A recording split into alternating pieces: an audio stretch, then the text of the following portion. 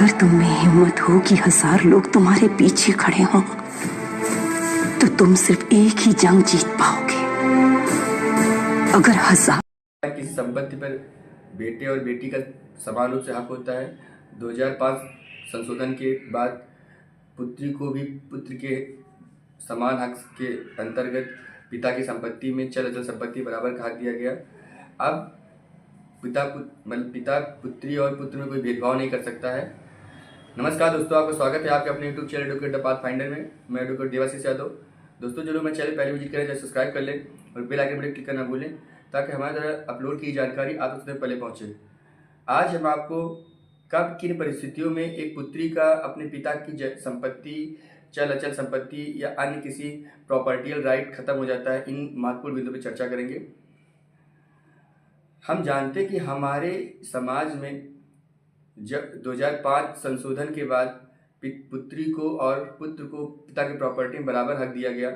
अर्थात यदि पुत्री विवाहित स्थिति में है तब भी वह अपने पिता की संपत्ति पर दावा हक रखने के बराबर भागीदारी रहती है। लेकिन सुप्रीम कोर्ट ने हरियाणा के महत्वपूर्ण मामले की सुनवाई करते हुए एक महत्वपूर्ण जजमेंट दिया। उसने कहा कि कुछ ऐसी परिस्थितियां होती हैं यदि पुत्री अपने पिता की सेवा नहीं करती है या वह उन स्थितियों में रहती है जिनसे पिता की ऊपर जो जिम्मेदारियां है, जो उत्तरदायित्व है पुत्री के, वह पूरी नहीं करती है।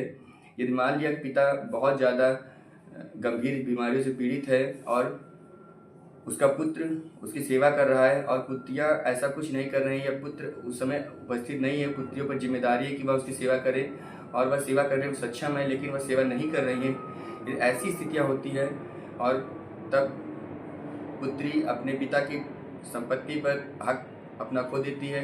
वह उन परिस्थितियों पर अपना दावा नहीं कर सकती है और उसे बेदखल पिता कर सकता है।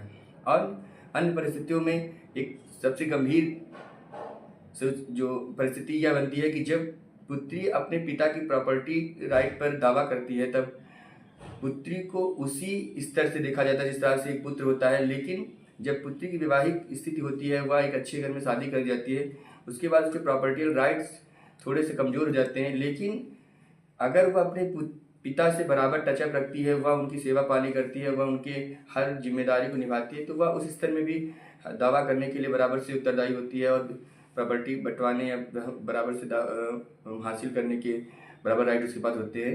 लेकिन सुप्रीम कोर्ट ने मामले की सुनवाई करते हुए यह कहा कि अगर पिता की ऐसी स्थिति है जिनमें पुत्री सक्षम है और पुत्री पूर्ण रूप से पिता पर अगर निर्भर भी करती है अपने खर्चों के लिए या अपनी प्रॉपर्टी के लिए, तो पुत्र कुछ ऐसी परिस्थितियां जिन पर उन्हें बेदखल कर सकता है।